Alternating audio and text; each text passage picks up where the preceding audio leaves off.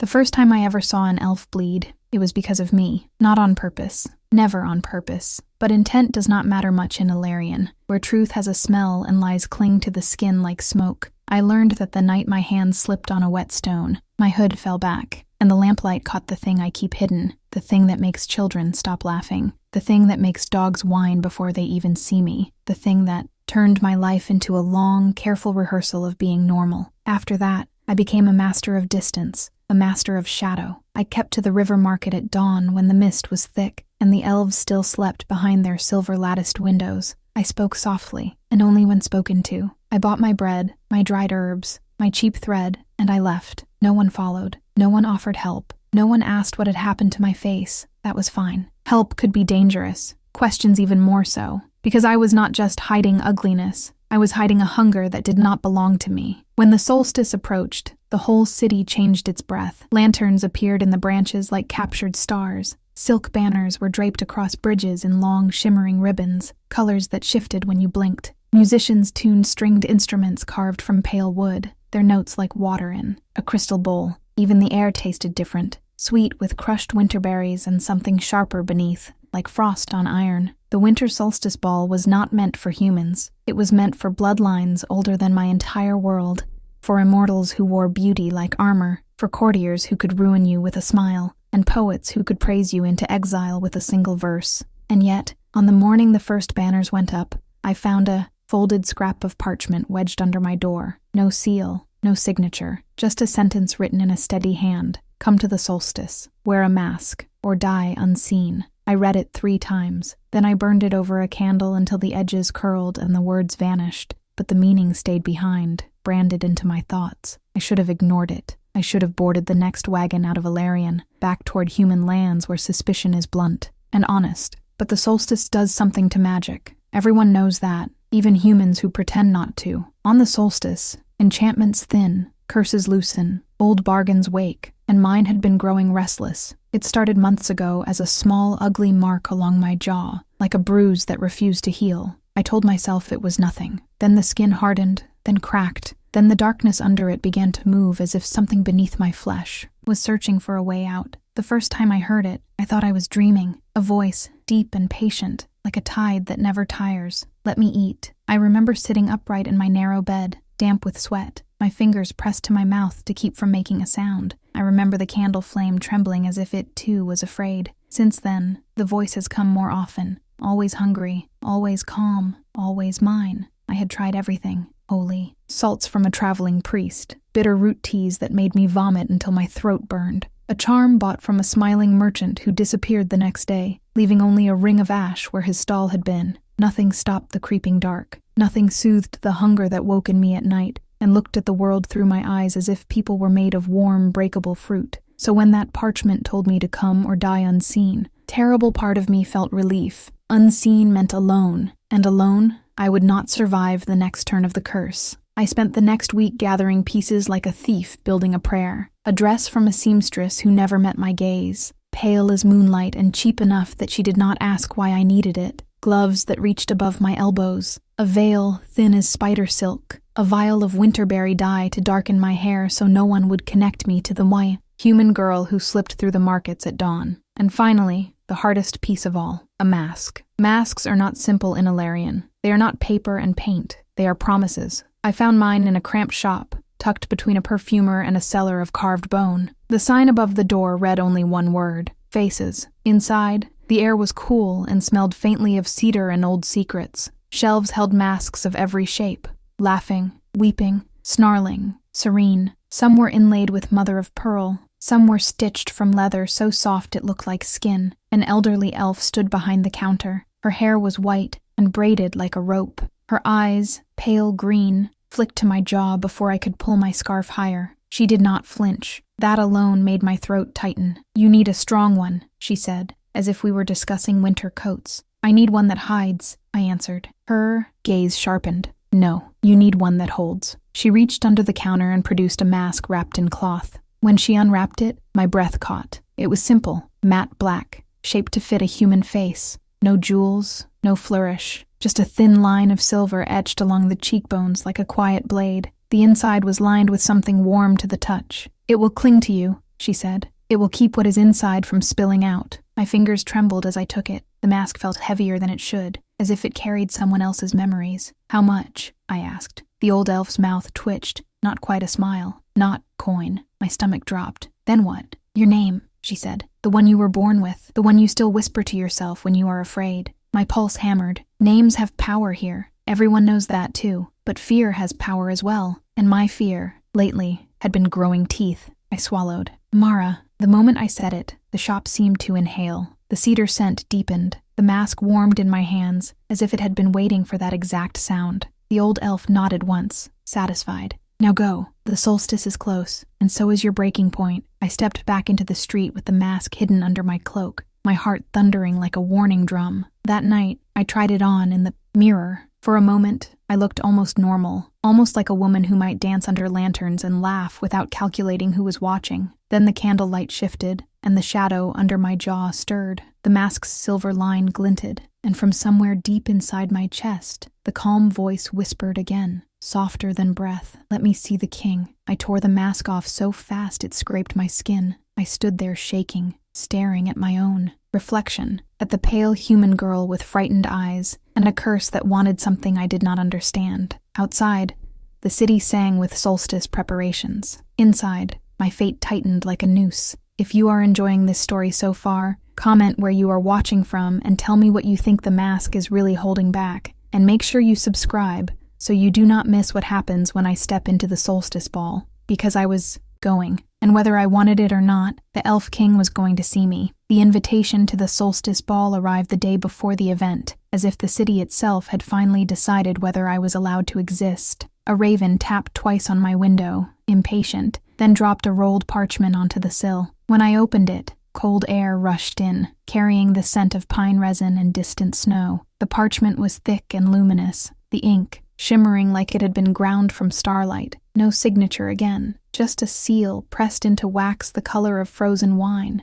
a crown wrapped in thorns. My throat went dry. Everyone in Alarion knows that seal, even humans who keep their heads down. It belongs to King Kalen, the Winter King, the ruler whose gaze was said to weigh your soul like a coin in his palm. The elves spoke his name in reverent tones. Humans spoke it rarely, and only behind closed doors, as if saying it too loudly might summon him. The message was short. "You have been granted entry. Wear the mask. Do not remove it." At the bottom, a single line, almost an afterthought. "If the monster speaks, do not answer." My hands shook so hard the parchment crackled. I backed away from the window and sat on the edge of my bed, staring at those words until they blurred. So it was real. They knew. Someone had been watching me. Someone had heard something I had not said aloud. Someone had decided I should be placed in the same hall as the most powerful elf in the realm, and the monster inside me had wanted exactly that. All day, I moved like a ghost through my small room, gathering what little courage I owned. I packed a satchel with things that made me feel less helpless. A small knife I used for cutting herbs, a pinch of salt, a dried sprig of mountain ash the priest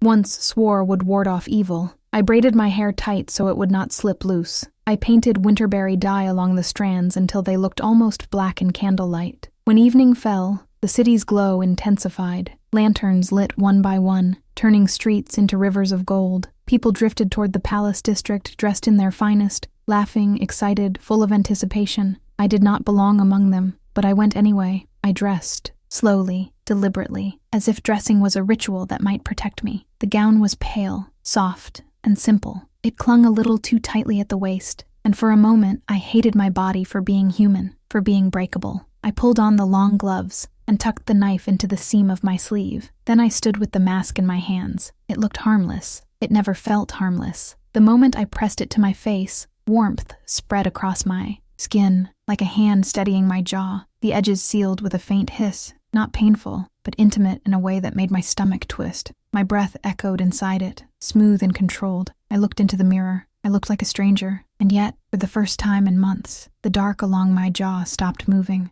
I exhaled. My shoulders loosened. Then, deep inside me, the voice spoke again, amused, pretty. I flinched. The parchment had warned me not to answer, but my thoughts screamed back anyway, silent and frantic. "Be quiet. Please, just be quiet." The voice laughed softly, like velvet drawn across stone. "I did not mean you harm, Mara. I mean everyone else." I grabbed my cloak, extinguished the candle, and left before I could think too much. The palace sat at the heart of Valerian like a jewel embedded in bone. Its towers rose pale and sharp into the winter sky. Bridges of carved ice and silver connected its wings, arching over gardens dusted in snow. As I approached, I felt the shift in the air, like walking into a place where the world's rules were different. Guards stood at the gate, tall elves in dark armor with spears that glinted blue. One looked at my invitation, then at me, then stepped aside without a word. No questions, no suspicion. That frightened me more than being turned away. Inside, the palace swallowed sound.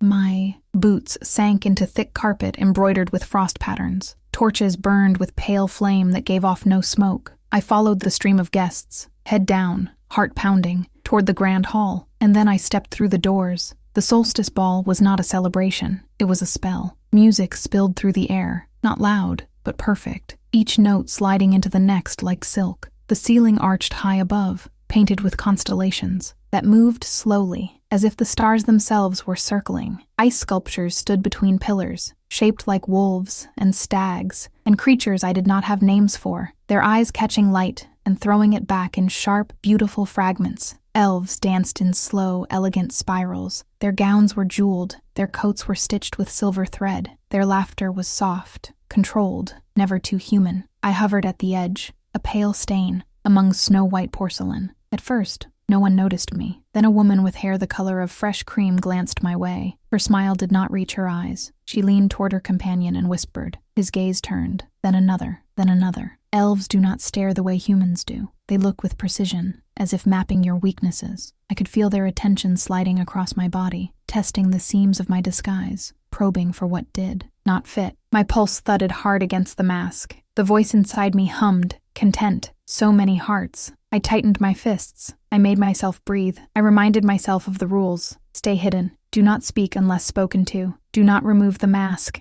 And most of all, do not answer the monster. I turned toward a long table lined with crystal goblets and platters of fruit that looked too perfect to eat. I reached for a cup of water, needing something cold to anchor me. My gloved fingers brushed the goblet. It shattered, not from force, from contact. The glass exploded into glittering shards, scattering across the table like ice. The music faltered for half a heartbeat. Conversations dimmed. Every head turned. I froze, my hand hovering above the mess, my mind blank with panic. I had barely touched it. Humans were not that strong. This was not clumsiness. This was magic. My magic. Or the curses. A hush spread, thick as snow. Then someone spoke, calm and clear, from the far end of the hall. Who invited the masked human? The voice was not loud. It did not need to be. It cut through the silence as cleanly as a blade. The crowd parted slowly, like water pulled by the moon, and I saw him. King Kalen stood on a raised dais, beside a throne carved from white stone veined with blue. He wore no crown,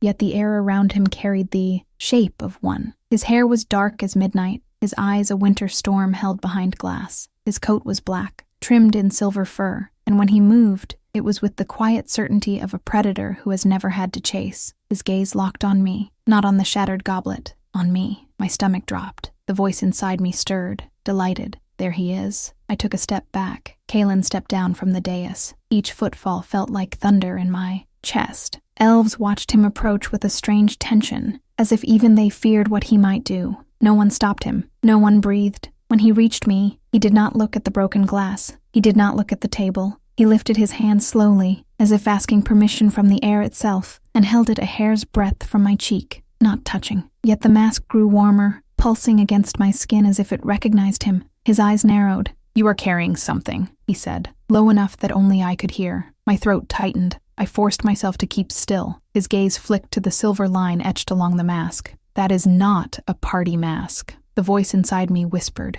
hungry and eager. "Tell him." My lips parted instinctively, and then the parchment's warning stabbed through my panic. "If the monster speaks, do not answer." I clamped my mouth shut so hard my teeth ached. Kalen watched me for a long moment, unreadable. Then he leaned in slightly, close enough that I could smell him. Cold air, pine, and something sharp like frost on steel. "Do you know what Solstice does to bindings?" he murmured. I did not move. His fingers finally touched the edge of my mask, just barely. The touch sent a shock through my body, lightning down my spine. Beneath my jaw, the dark mark flared, hot and alive. I gasped. For one horrifying second, the mask felt like it might crack. Kaylin's eyes widened a fraction, and in that tiny break of control, the monster inside me spoke out loud, not in my voice, in a voice that vibrated through the hall like a distant earthquake. Let me have him. The entire room went rigid. Elves stumbled back, faces blanching. A few drew blades. I stood there shaking, trapped inside my own skin, realizing with sick clarity that I had just broken the one rule that mattered. King Kaelin did not retreat.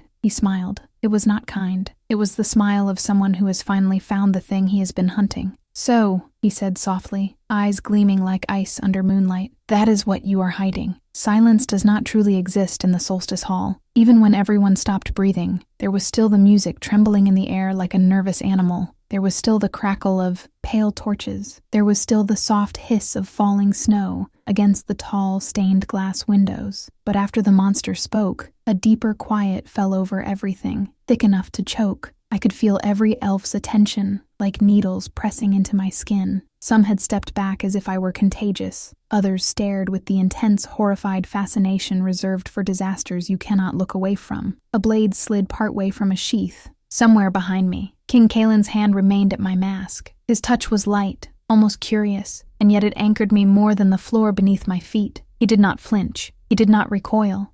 He did not call for guards.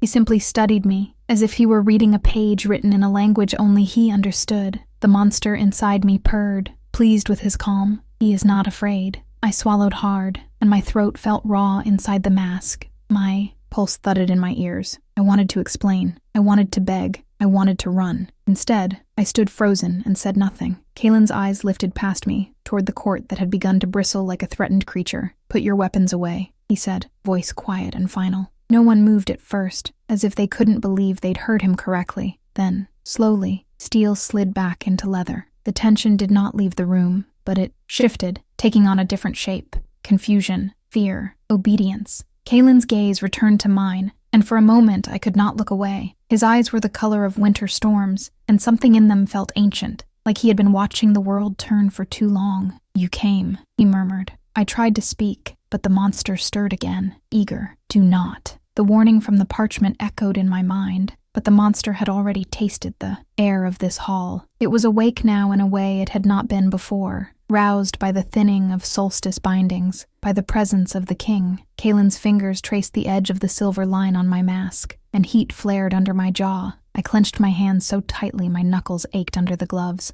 I didn't mean to, I began, and the sound of my own voice startled me. It came out muffled, the mask swallowing it. Kaelin tilted his head, slightly, listening like a hunter catching a scent. You meant to hide, he said. You meant to survive. I blinked rapidly, fighting the sting behind my eyes. His words were too close to the truth, too kind for this place. Behind him, an elf woman in a gown of deep crimson stepped forward, her face sculpted into polite outrage. Her hair was braided with frozen pearls, her smile sharp. My king, she said, voice smooth as honey, this is not wise. A human wearing a binding mask, speaking with a demon voice, in the middle of Solstice. The court will panic. Kaelin did not look at her. Let them. The woman's smile tightened. We have laws. Then the laws can watch quietly, Kaelin said, still staring at me. The woman's gaze flicked to me, and it felt like being measured for a coffin. At least remove the creature from the hall. Kaelin's lips curved faintly, and miss the moment it tries to bite me. A ripple moved through the crowd. Not laughter. Something colder. The monster inside me brightened, thrilled. He understands. I wanted to scream at it to shut up. I wanted to claw at my own skin until the voice fell out of me, but I stood there, trembling, because Kaelin's calm made me afraid in a different way. If he was not afraid of the monster, what was he? Kaelin leaned closer, his voice dropping to a murmur meant only for me. Tell me your name. My stomach twisted. I had already given my name away to the mask maker, spoken it like an offering. I could still feel the emptiness where that name used to sit inside me, like a tooth pulled from the jaw. If I said it now, to him, what would that cost? My mouth went dry. Mara. The moment the sound left my lips, the mask warmed again, almost approving. A shiver ran down my spine. Kaelin's eyes narrowed, as if hearing something beneath the word. That name isn't whole, he said softly. Panic flared. Had he sensed the bargain? The missing piece of me? Before I could answer, the monster pressed against the inside of my ribs like a hand on a door. Let me speak. Let me tell him what we are. No, I whispered. The word came out sharp, and several elves around us stiffened. Kalen's gaze flicked briefly to the crowd, then back to me. Not to me, he said. To it. My breath caught. He could hear the way my voice shifted when I spoke to the monster. He could see it in my eyes. He knew. Please, I said, voice trembling now. I didn't come to harm anyone. The monster laughed inside me, low and patient. You did not, but I did. The mark under my jaw pulsed, hot. For a heartbeat, I saw something dark flicker along the edges of the mask in the mirror-like surface of a nearby goblet, a shadowed shape. Not quite human, pressed close to my skin as if trying to wear me like a garment.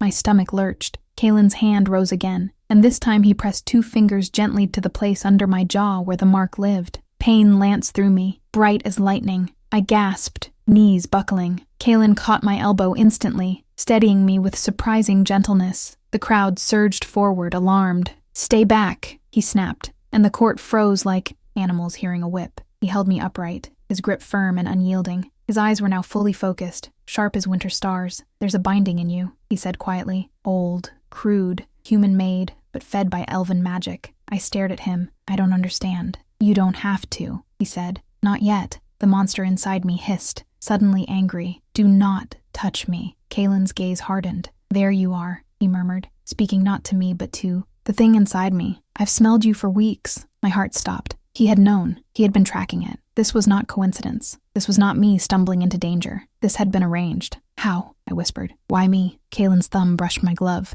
and the contact made my skin prickle as if it recognized his touch. Because you are the vessel, he said. And the solstice is the only night your bindings weaken enough for me to see the truth. The crimson-gowned woman spoke again, sharper now. My king, the court is watching. Your reputation? Kalen cut her off with a glance so cold it made the air feel thinner. My reputation has survived wars. Then he turned back to me. You will come with me, he said. Panic surged. I can't. I shouldn't be here. The monster surged too, hungry and possessive. Yes, take us to him. Take us where we can feed. My breath came shallow. I shook my head. I'm dangerous. Kalen's expression did not soften. If anything, it grew more intent. Good, he said quietly. So am I. Before I could react, he lifted my hand in his, palm upward, as if we were about to dance. His fingers closed around mine with practiced ease, guiding me away from the shattered goblet, away from the staring court. Music resumed, tentative at first, then steady, like the hall itself was trying to pretend nothing had happened. Elves moved aside as we passed, their faces a blend of fear and curiosity. Whispers followed,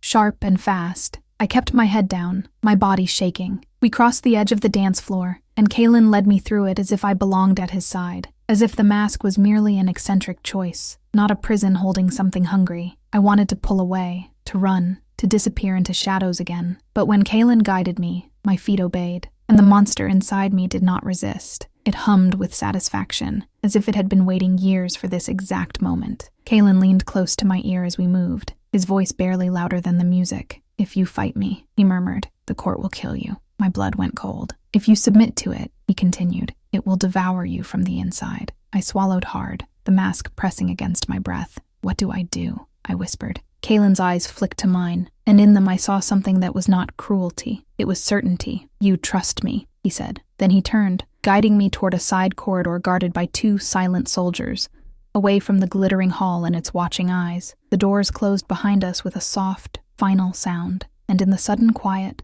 the monster spoke again, voice thick with desire. Finally, the corridor beyond the Solstice Hall felt like stepping out of a painting and into a cold, honest room. The music vanished behind the doors, replaced by the faint whisper of air moving through hidden vents and the distant tick of something metallic, like a clock measuring the palace's patience. Pale flame floated in glass sconces, giving off light without warmth. The walls were carved with winter motifs, vines of ice and sleeping beasts, all frozen mid-motion. King Kalen did not release my hand until we turned a corner, and the last echo of the ball was gone. Then he stopped. So did I. 2 guards stood at the end of the passage, faces blank, spears crossed. When Kalen approached, they separated without a word, opening a path into a narrow door made of dark wood banded in silver. Kalen pressed his palm to a rune carved into the frame. The rune flared a soft blue, and the door unlocked with a quiet click. My mouth went dry. Where are you taking me? To a room where you can breathe without an audience, he said, and his voice was calm, but it carried an edge, as if he were holding back something sharper. The monster inside me stirred, pleased. He puts us in a cage. Kalen's gaze flicked to my mask. Ignore it. I froze. You can hear it clearly? His expression did not change. I can hear what it wants, not everything it says. That was somehow worse. If he could hear its hunger, then he knew what lived behind my ribs, licking its teeth. I took one step back on instinct. The mark under my jaw pulsed, and heat crawled up my neck. Run. The monster's suggestion came with a rush of panic that felt like it belonged to me, not it. Kalen moved fast, not grabbing, not forcing, simply stepping into my space until the wall was behind me, and there was nowhere to retreat without making it obvious. He placed one hand beside my head, palm flat against the carved stone, trapping me without touching me. My court is full of people who would love to tear you apart, he said softly. Not because they fear you, because they want to prove their loyalty by destroying something ugly. My throat tightened. The mask trapped my breath, making it louder than it should have been. Kalen's eyes narrowed, as if listening to the rhythm of my panic. If you want to live, he continued, you stop making decisions based on shame. Shame. The word hit like a slap, because it was true. Everything I did was shame. How I stood, how I spoke, how I kept my scarf pulled high, even in summer, how I avoided mirrors, how I avoided kindness, because kindness made the fall worse. I didn't choose this, I whispered. I know, Kalen said. The monster shifted, amused. He knows you are weak. He will use you. Kalen's jaw tightened, and for the first time his calm cracked. And you, he murmured, voice turning cold, will stay silent while I work. A sharp pressure built in my chest, like something inside me had been yanked by an invisible chain. I gasped. The hunger recoiled, not gone, but suddenly restrained, like a beast with a leash pulled tight. I stared at Kalen. What did you do? A binding? He said. Temporary. It won't hold forever, especially on solstice night, but it will buy us minutes. Us. The word did something strange to my stomach. A dangerous warmth. A stupid flicker of hope. Kalen stepped away from the wall, and the air returned to my lungs as if I'd been underwater. He opened the door fully. Come. The room beyond was not a dungeon, not a cell, not a clinical chamber meant for interrogation. It was a private study. Books lined the walls,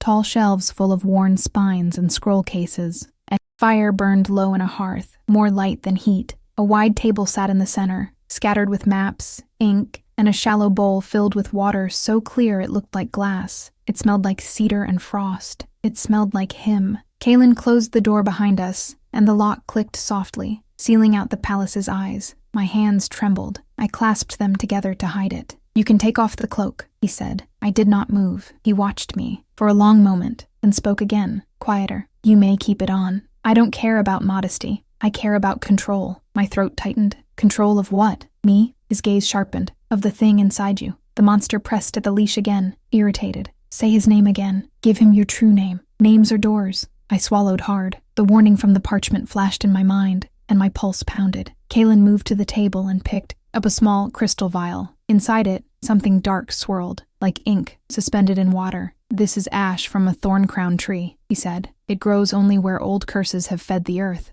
I stared. Why are you showing me this? Because I want you to understand something, he said, setting the vial down carefully. You are not the first human to be used as a vessel in this realm. Cold spread through my limbs. He turned, leaning his hip against the table, posture casual, but eyes intent. Years ago, before my father died, there was a human girl brought to court. She wore a mask, too. She said she was cursed. The court laughed. They called her dramatic. They called her disgusting. My stomach twisted. I could already see where this was going. They let her stay, Kalen continued, voice steady. And then, on Solstice, her bindings broke. The thing inside her fed. It killed 3 nobles. Before anyone understood what they were dealing with, I went very still. What happened to her? Kalen's eyes held mine. My father ordered her executed. My blood turned to ice. And the creature? I whispered. Kalen's expression tightened. It escaped. The room felt smaller. The fire crackled softly, indifferent. I shook my head. That's not me. I haven't killed anyone. Not yet. The monster purred inside me, amused again, testing the leash. Kalen's gaze flicked to my mask. That is why you are still alive, he said. Because you have fought it. My breath caught. Then why did you bring me here like I'm already guilty? Kalen pushed off the table and walked closer, stopping a few steps away. Because the court will not wait for you to fail, and because the creature inside you has been moving closer to the surface for months. He lifted his hand,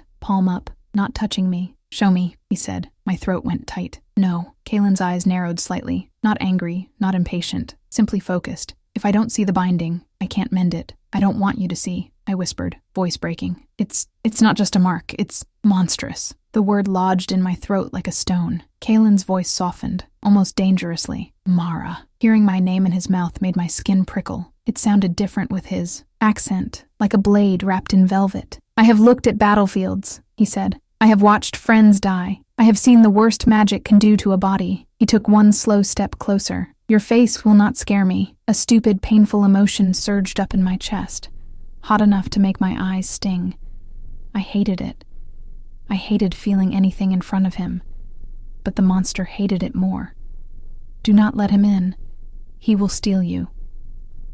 The leash snapped tight.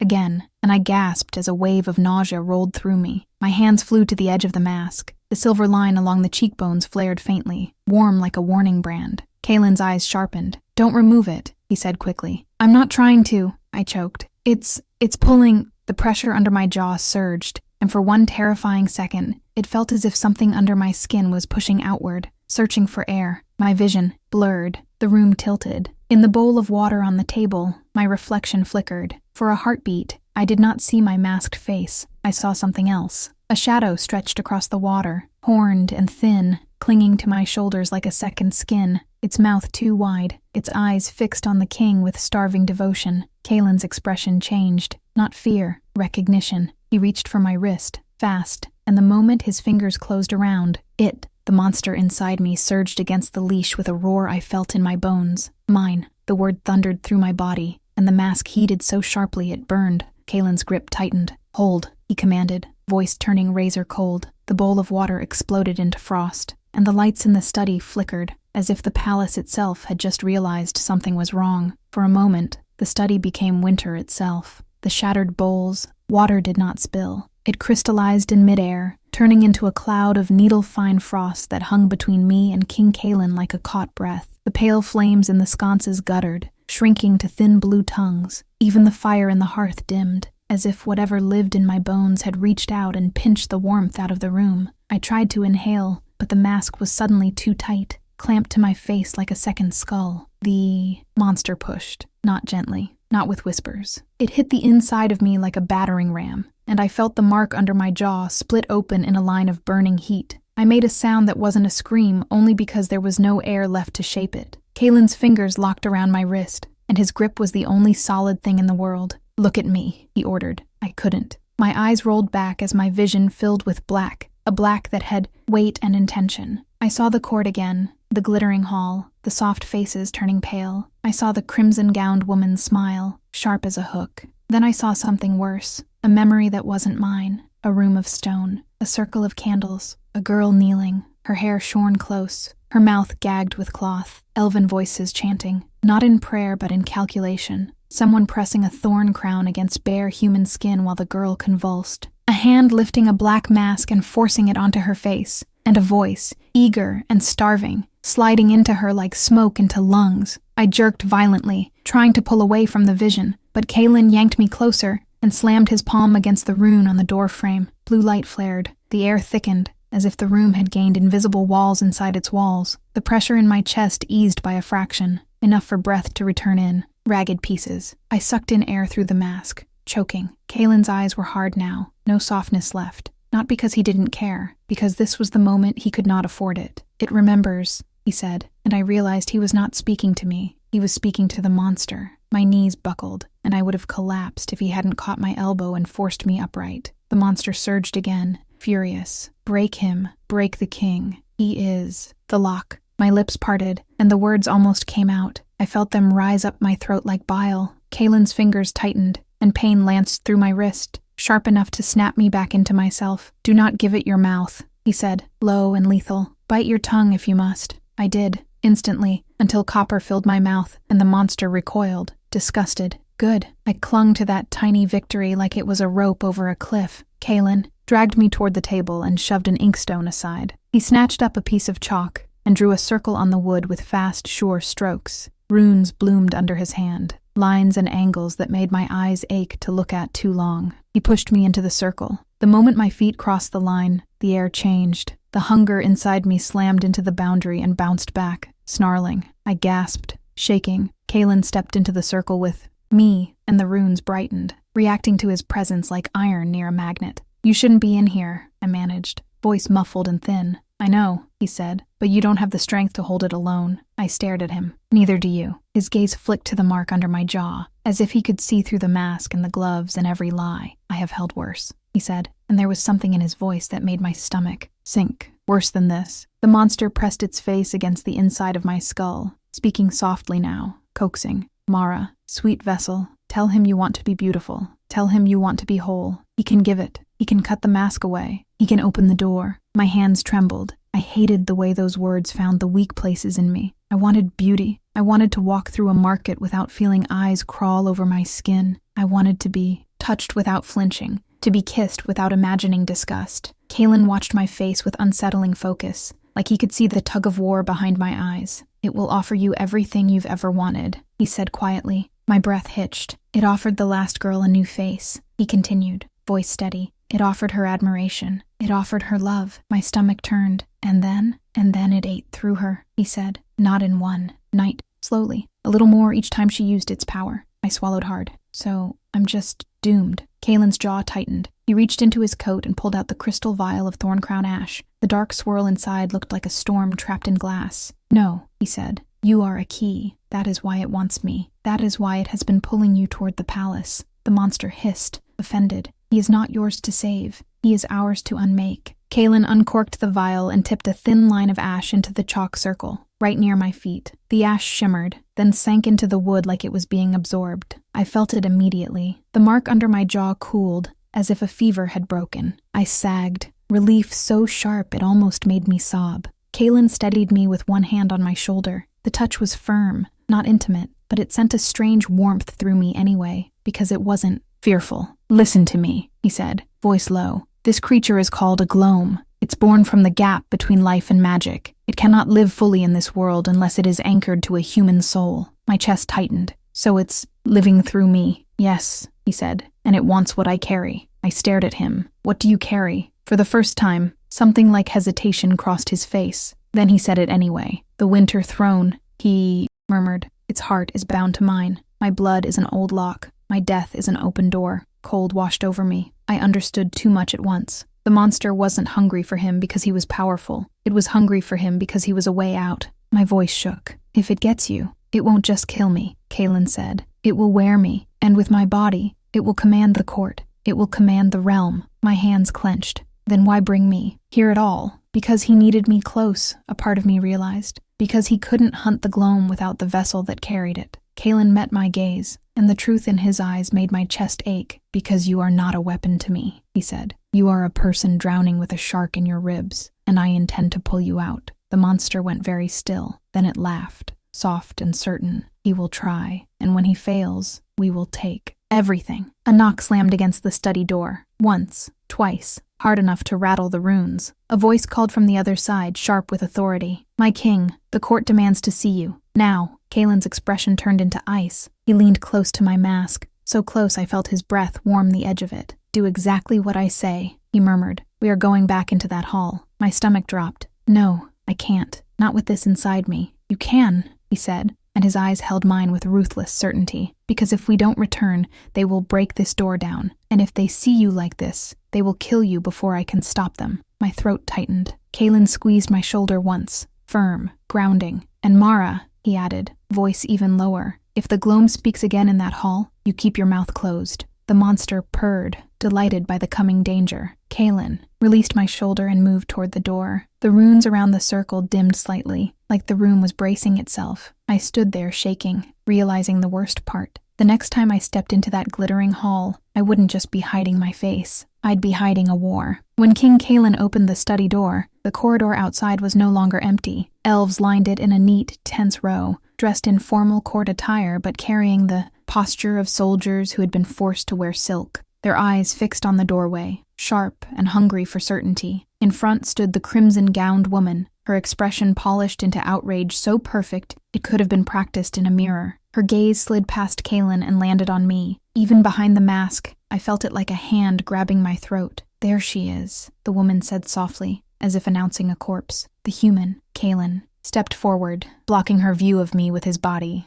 casual but unmistakably protective. "She is under my protection," he said. The word protection sent a tremor through my chest. It sounded like a promise. It sounded like a trap. It sounded like something I did not deserve. The Crimson Woman's smile sharpened. "Protection is not the same as permission, my king." "Tonight," Kaelin replied. "It is." The court behind her murmured. A ripple of indignation passed through the corridor like wind through dry leaves. "My king," another elf, older with a beard braided in silver rings, spoke carefully. The hall felt an incident, a voice, not human. My stomach lurched. The monster inside me pressed up against my ribs, curious. "Say yes. Say it was me. Say it again. They will scream." I clenched my teeth. I tasted blood where I'd bitten my tongue earlier.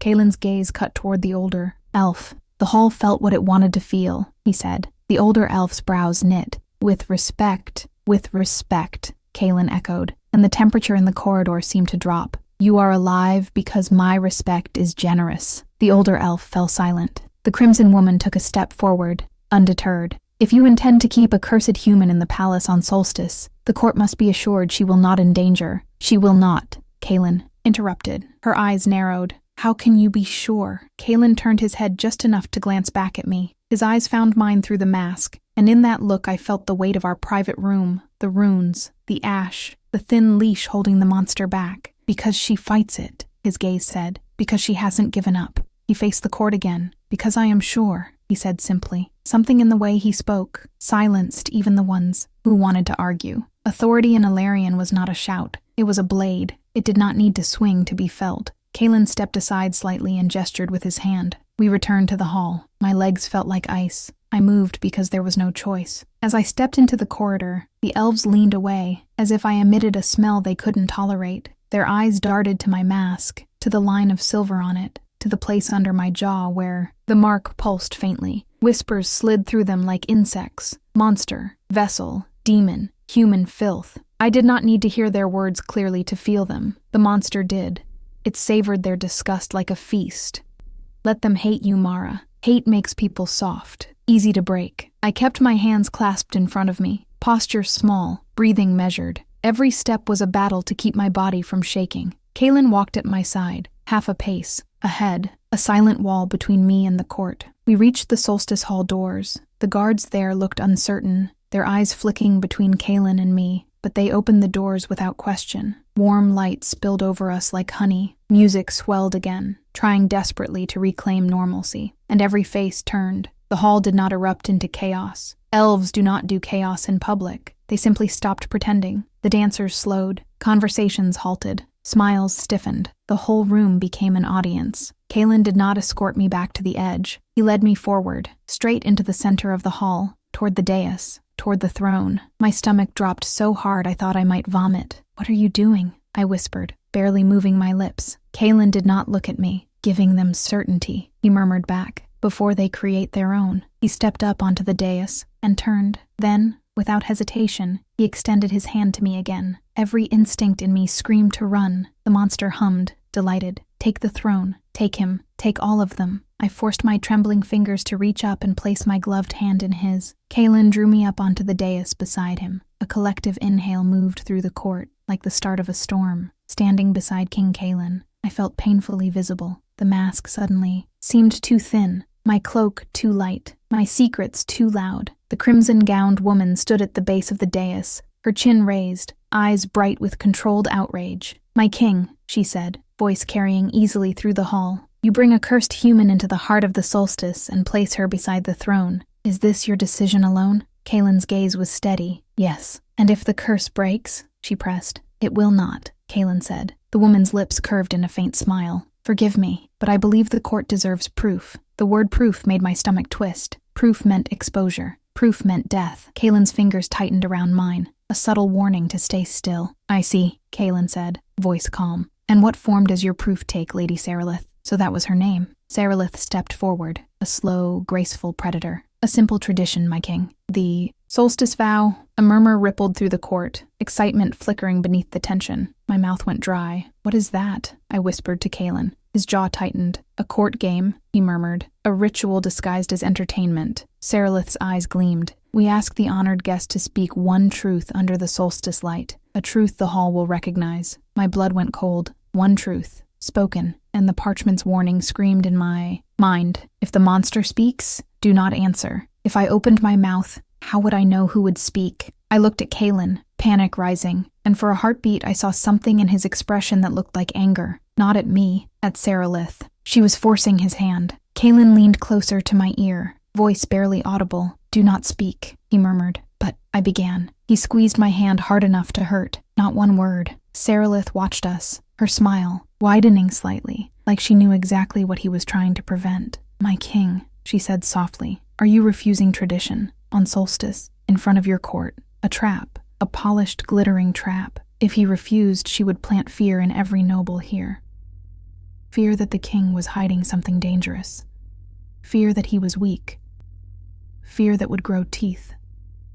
Kaelin's gaze swept over the hall, taking in every watching face, every calculating pair of eyes. Then he spoke, each word sharp and measured. We will honor tradition. My stomach dropped. Seralith's smile became sweet. Wonderful. Then the human will speak. Kaelin's eyes flashed like ice. No, a hush fell. Seralith blinked, almost imperceptibly surprised. Then who? Kaelin's grip on my hand steadied, grounding me. He lifted our joined hands slightly, then released mine. He stepped forward alone to the very edge of the dais. I will speak the truth, he said. The hall stirred, startled. Seralith's eyes narrowed. But the tradition. I am the tradition, Kaelin cut in, voice carrying like a bell of steel. And the truth is this. He paused, and the whole hall leaned in without moving. My throne has been threatened, he said, calm as snowfall. Not by foreign armies, not by rebellion. His gaze flicked briefly to me, but by an ancient hunger that hides behind beauty, behind masks, behind polite smiles. The court froze. Seralith's face tightened for the first time. Kaelin continued, voice low, lethal. And I have brought that hunger into this hall tonight so I may kill it. A shock ran through the room. Gasps, whispers, outrage. Seralith's voice sharpened. You admit danger. I admit reality, Kaelin said. And here is another truth. Anyone who moves against my guest moves against me. His gaze swept the court again, and something in it made even the bravest nobles look away. Now, he said, the solstice vow is complete. For a heartbeat, it worked. The hall held its breath. Then Seralith smiled again, slow and cruel. My king, she said, voice like silk drawn across a blade. You spoke a truth. She tilted her head toward me, but you did not answer the question the hall asked. Her eyes glittered. What is the truth the human hides? The monster inside me surged, thrilled. Yes. Ask.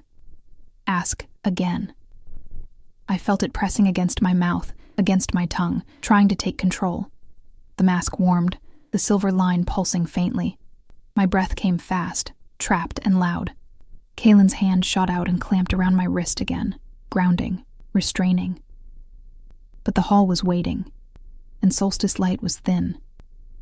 I realized with sick clarity that this was Seralith's goal all along, not to embarrass me, to force the monster to reveal itself in front of everyone. Kaelin leaned close, his voice a thread of steel. Do not speak, he whispered. No matter what you feel, no matter what it promises. The monster purred. I can speak for you. My mouth trembled. Seralith raised her voice, sweet and deadly. Tell us, human, she called. What are you hiding behind that mask? The room waited. The lights flickered, and deep inside me, the leash snapped, another notch looser. The question hung in the air like a blade that had not decided where to fall. Tell us, human, what are you hiding behind that mask? Every face in the hall turned toward me. Even the torches seemed to lean in, their pale flames trembling as if they could taste the tension. Inside my chest, the gloam pressed harder, slick and patient, like a hand finding the seam of a wound. Open, just a little. Let me answer. My tongue felt too big for my mouth. The mask trapped my breath, turning every inhale into a loud confession. I could feel Kaelin's grip on my wrist,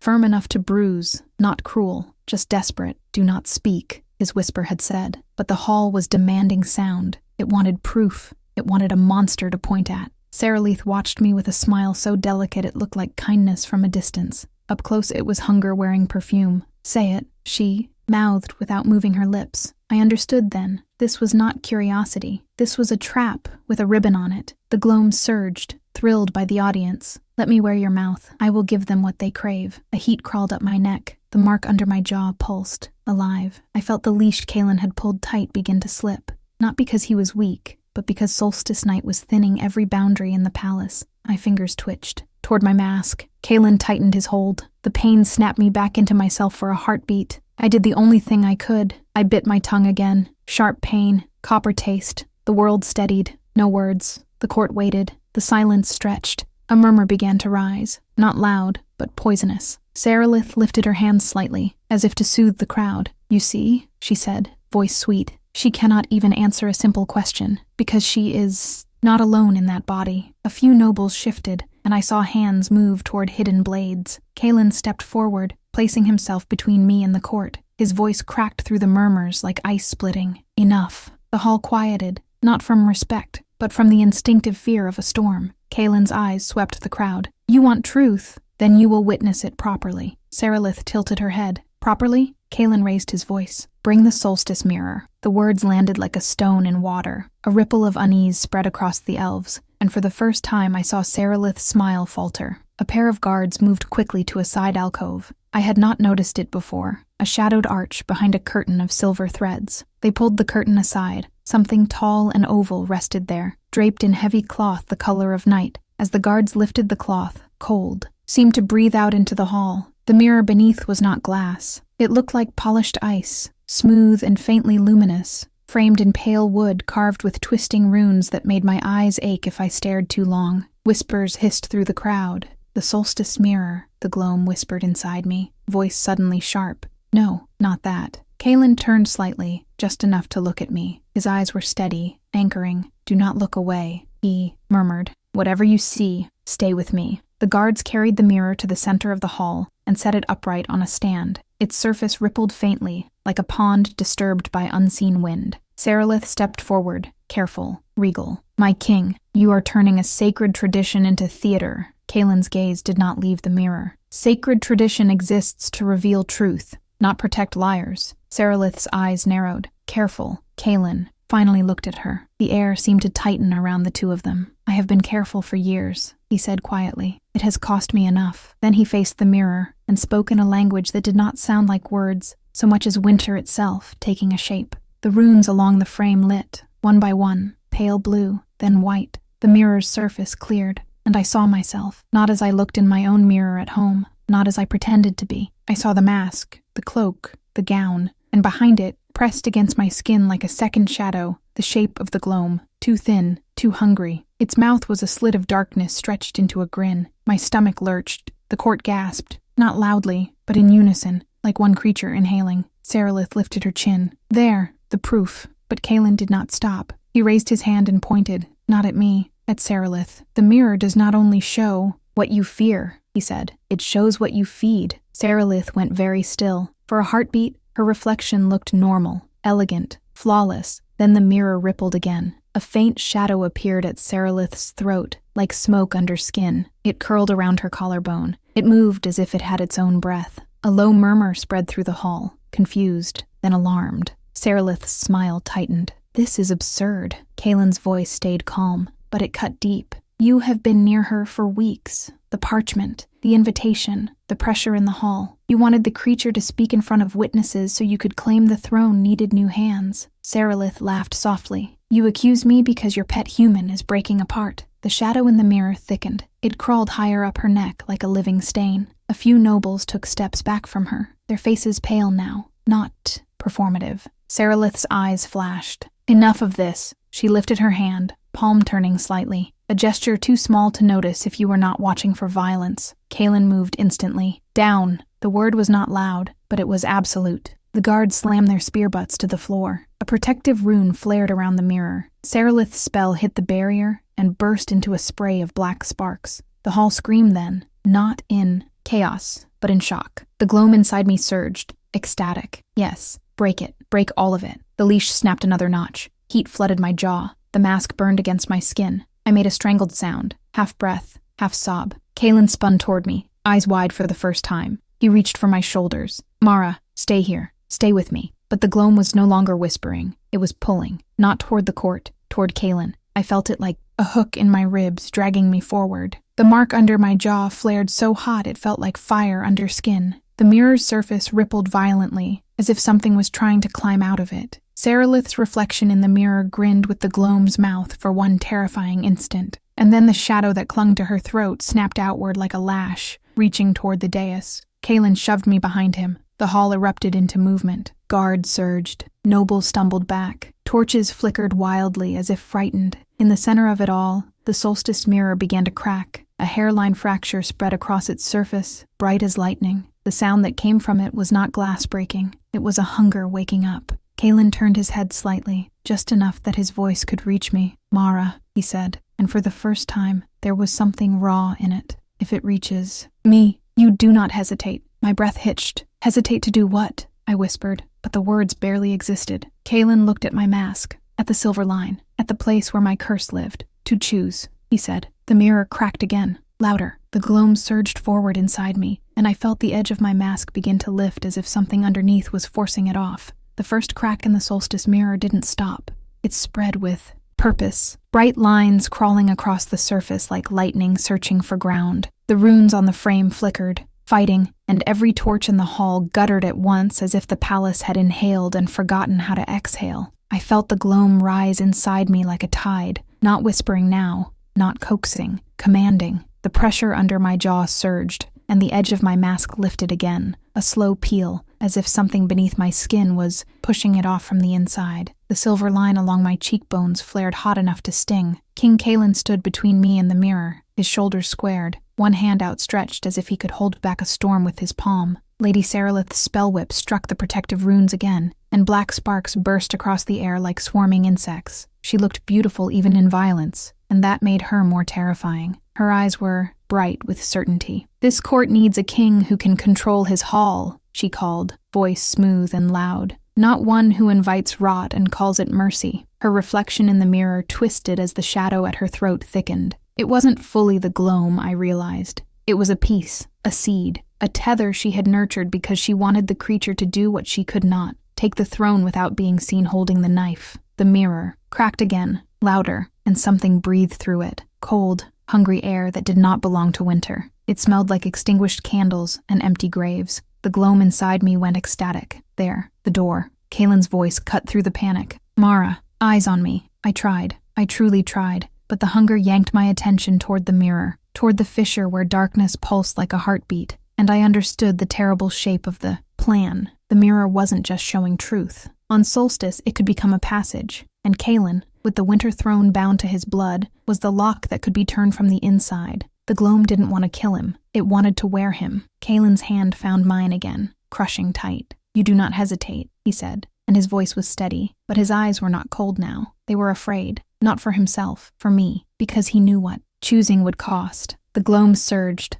and my body lurched forward like I'd been hooked. I stumbled into Kaelin's back, and for a heartbeat his arm wrapped around me to keep me from falling. That touch lit something in me that the monster had never managed to devour completely. I remembered my mother's hands when I was small, wiping dirt from my cheek without disgust. I remembered laughter before I learned to hide my face. I remembered the first time the mark appeared, and I stared at myself in a basin of water and thought, I will never be loved again. That thought had fed the gloam for months. It was made of that thought. I turned my head slightly and saw myself in the broken mirror, a masked human, trembling, with a shadow pressed tight against her skin like a parasite. And I saw what the shadow wanted. It wanted me to believe I was already a monster, so I would stop fighting, becoming one. My breath came in fast, trapped bursts. The mask burned. The silver line pulsed like a warning. The gloam spoke, silky and intimate. "Let me take him, and I will give you everything back. Your face, your life, your safety. You will never be stared at again, not with disgust, only desire." For 1 sick second, my heart listened. Then Kaelin's earlier words landed inside me like a hammer. "Stop making decisions based on shame." Lady Saralith took another step forward, palm lifted, preparing a spell meant to shatter the last rune holding the mirror's frame intact. Her smile widened. "Look," she said to the court, triumphant. "Even now she shakes. Even now she cannot control it." The noble's fear sharpened into something uglier. Someone shouted for guards. Another voice cried for fire. I saw hands moving again, reaching for weapons, and I realized something else. If I ran, they would hunt me. If I stayed silent, the gloam would speak through me eventually. If I let it take Kaelin, everyone would die, and I would survive in a body that was no longer mine. There was only one choice that was mine. I lifted both hands to my mask. Kaelin's eyes widened. "Mara, no. Yes." I whispered. The word was small, but it belonged to me. The mask fought as my fingers found its edges. It clung like a desperate lie, warm and stubborn. My skin, beneath it, throbbed, the mark under my jaw flaring hot. The court gasped as they understood what I was doing. The gloam screamed inside me, not in pain, but in outrage. Do not. You need it. You are nothing without it. I pulled. The mask came away with a sound like suction, like a wound reopening. Cold air hit my face, and the hall saw me. Not a perfect human, not a pretty story, not a court ornament, just me. My left cheek was twisted with darkened scar tissue. The mark under my jaw looked like spilled ink that had tried to crawl upward and failed. My mouth trembled. My eyes burned. I stood on the dais beside the winter throne and let a realm of immortals see what I had spent months trying not to. The shame surged, reflexive and ancient. The gloam lunged to drink it. I felt it rush up toward my mouth like a flood, and I refused it. I lifted my chin, face exposed, voice clear. I am Mara, I said. Not borrowed, not offered, not whispered in fear, claimed. The words didn't sound like much, but something shifted in the air. The Solstice mirror's fracture lines brightened, then hesitated, as if the door had been expecting a different key. The gloam hissed, suddenly uncertain. I kept going because stopping would be death. I wore a mask because I thought my face made me unworthy. I said, voice shaking but mine. I thought you were the truth of me. The court held still, stunned by the sound of a human woman speaking without permission. I fed you with my fear, I continued, and my eyes stung, but I didn't look away. With my hatred, with every time I called myself a monster. The gloam slammed against the inside of me, furious, but something in it faltered,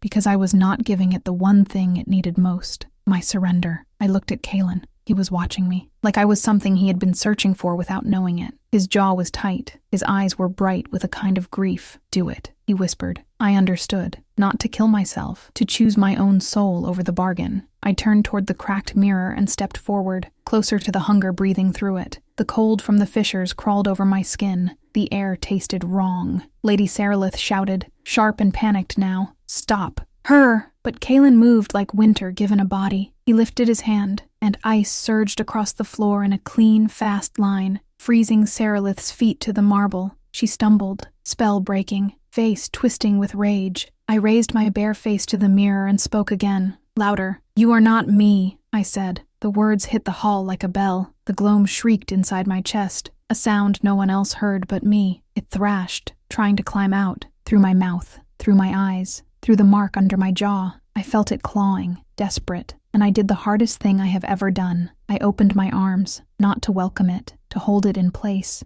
to refuse to run from my own body. The pain was unbearable, like swallowing ice and fire at once. The mark under my jaw burned so hot I tasted ash. My knees buckled. Kalen caught me before I hit the floor, one arm around my waist, the other hand, pressing something cold and gritty against my skin, thorn crown ash. The ache turned sharp, then focused, like a knife finally cutting the right thread. The mirror's cracks flashed brilliant white, the fissure screamed, and the gloam, trapped between my refusal and Kalen's binding, tore itself apart trying to reach the door. For one terrifying instant, I saw it in the mirror clearly, a hollow hunger wearing my shadow, wearing Saralith's greed, reaching for Kalen's crown like a starving thing reaching for a feast. Then it collapsed inward, sucked into the mirror's fractures like smoke pulled down a drain. The Solstice mirror shattered, not into shards, into snow. A burst of white crystals filled the air, swirling like a blizzard released from a cage. The torches flared back to life. The music stuttered, then died.